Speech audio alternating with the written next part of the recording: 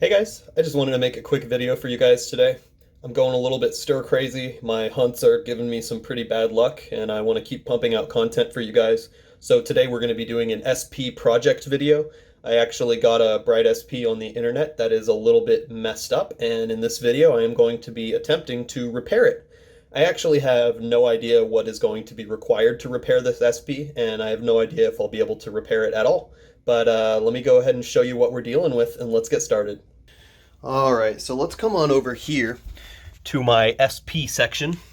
This is my pile of Bright SPs. We've got a couple spare dim SPs over there as well, but these 8 are my main circuit of hunting Bright SPs. Those have all my games in them, and I am actively hunting on those.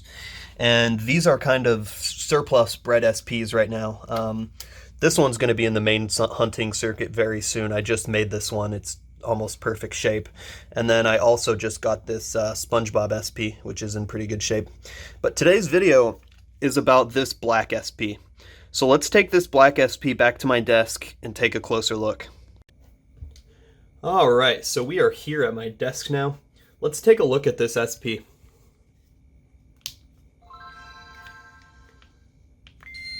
Its screen works great. Buttons work great. Everything looks pretty good with this SP. It's even a little blemish there, but I can get that out. So, what's the problem with it? Well, this SP, to the trained eye, actually tells a very clear story. So I'm going to tell you the story about me buying this SP. I bought it for around $85, and the seller was very careful to tell me, the volume switch is missing. Now, I bought this SP knowing this to be the case. What I expected was that the volume switch on the side would simply be missing and I would have to put a new physical plastic switch on the slider to make it work again. But what actually ended up being the case is that the volume switch is just, like, completely screwed. I would not call this a missing volume switch. I might call this a melted volume switch, a foobar volume switch, as one of my friends put it. There's a lot of ways to describe this switch, but I don't think it is missing. I think it is permanently damaged. Now, how will I be able to fix this? Because it seems like someone almost took like a Dremel grinder to it or something. The volume is also stuck on, and I don't like hunting with my volume on, so there's a lot of issues here. Now, this raises the question how it happened. Well, I actually think I know exactly how it happened. Like I said, this SP tells a story, and it's got my fingerprints on it. This SP is in incredible condition, which means they reshelled it recently. Also, Bright SPs did not come in Onyx Black, only dim SPs came in this color. They seem to have done a quite good job of reshelling this SP, except for the fact that they didn't super glue the AGS 101 sticker on very well. There's a lot of residue on the left side here, and the sticker itself is in pretty bad shape. But I can get over that. The biggest problem for me is this messed up volume switch. But without taking a closer look at the motherboard and what exactly is causing this volume switch to be like that, I can't really know how I'm going to go about fixing this. So what I'm going to go ahead and do now is flip over this SP and start taking it apart and see if I can get into the motherboard and find out what is going on once I get to that.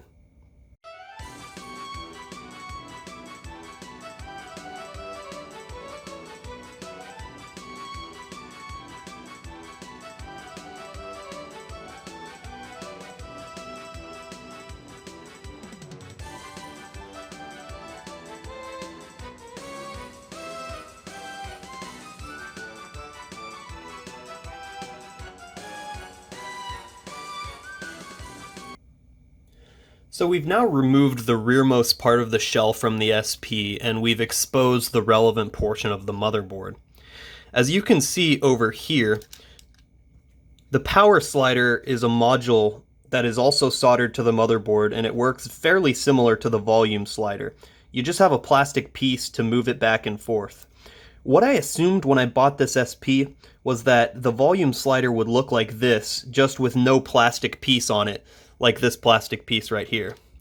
But actually, the volume switch is just completely missing. It's screwed beyond repair, from what I can see. So the question is, how do I go about fixing this? Well, the first idea that comes to mind is this volume module is really small and it has 6 total solder points to the motherboard. I could probably go online somewhere and find a new volume module for this motherboard and unsolder this one and solder a new one on. But unfortunately, my SP repair skills are not at that level yet, so I'm not going to be doing anything with a soldering gun. But the question remains then, how am I going to be able to fix this if I don't have a spare volume module and I don't know how to use a soldering gun well enough to fix an SP? That is a question that is going to take a little bit of creativity to handle. So now what I'm going to do, in order just to make this a little bit more easy and more accessible for me, is I'm going to remove the motherboard completely rather than just exposing its top side.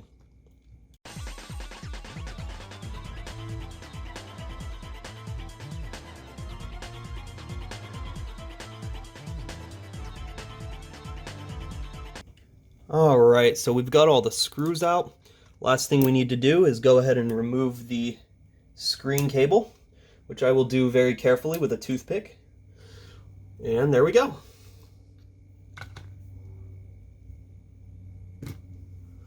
So now, we've got all of the screen hardware up here, and the bottom hardware as well.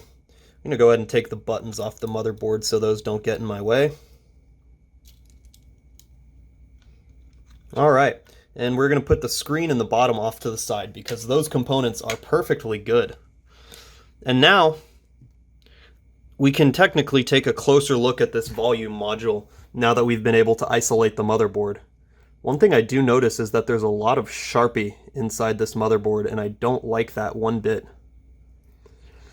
So this side of the motherboard isn't really relevant. This is just the controller side and the ribbon cable attachment side, but the relevant portion is right here on the side, this broken volume slider. And looking at it more and looking at it from both sides, I really don't think that I'm going to be repairing this motherboard, at least not yet.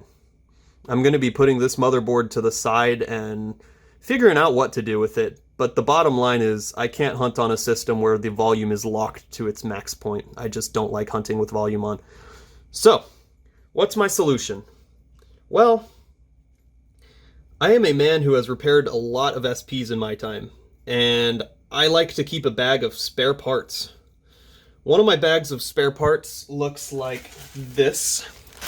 It's just got a bunch of extra shells and battery covers in it. It's got some screen nubs, hinge piece nubs, button holders, more battery covers, a bunch of screwdrivers, just a bunch of extra pieces in here. And I also have another bag that has some pretty questionable items in it. This contains the guts of a Gameboy SP with everything but the screen piece. It even has the hinge pieces, which are pretty valuable. And what you see right here is something that I've had on my hands for over 5 years and just never had any purpose for it. I'll tell you the story behind this spare part right here. It's my friend Michael. He's appeared in 2 of my videos, my Shiny Esper video as well as my Shiny Mareep video from last summer. And around 5 years ago, he decided, man, I'd sure like a bright SP instead of my dim SP. And so I told him the strategy. Go on the internet, buy a really beat up bright SP for cheap, and then swap it into a brand new shell. I had done that a bunch of times at that point, so he went ahead and tried it. However, when he was swapping the shell, he was using this motherboard and a bright SP screen, but he completely creased the ribbon cable when he was trying to plug it back in here. And that actually just completely destroyed the screen.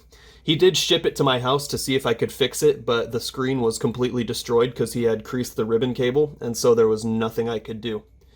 But I was left with a perfectly functional AGS 101 motherboard that my friend did not want. And so now, if you look here, we've got the exact same motherboard, but we've got a working volume slider on it. I merely expected that I would be buying an SP without this plastic part, and I could just put a plastic part back on. But the difference here is astounding. So what I'm going to be doing is I'm going to be throwing this motherboard with the broken component into my spare parts pile. Maybe someday I'll try to solder a new volume module on there. And for now, I am going to reinstall this brand new spare motherboard using the bright screen that works just fine. And hopefully the finished product is we should have an Onyx Black Bright SP, just how we had at first, but now with a working volume module. So I'm going to go ahead and start working on that now.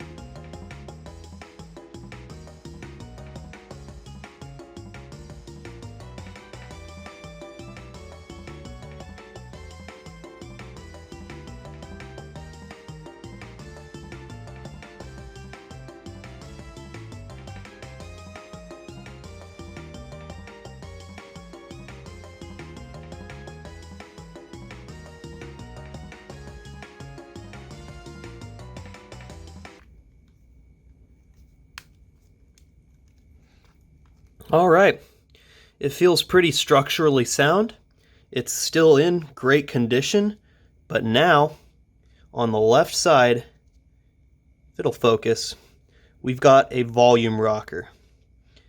Now the question is whether or not that's going to work, because again, we're using a brand new motherboard. The old motherboard with the broken rocker is right here. This motherboard in here I have not used in well over 5 years, and so I do not know what to expect right now. But let's give it a try.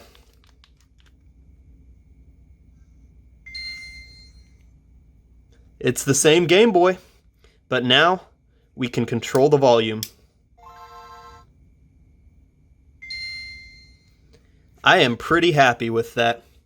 I happen to have the spare parts lying around, and I managed to take an SP with this completely messed up volume rocker, or volume switch, and completely repair it. This SP is now good for hunting on. I sure have a lot of fun making SP project videos, and I really hope you guys enjoy them. Stay tuned for more.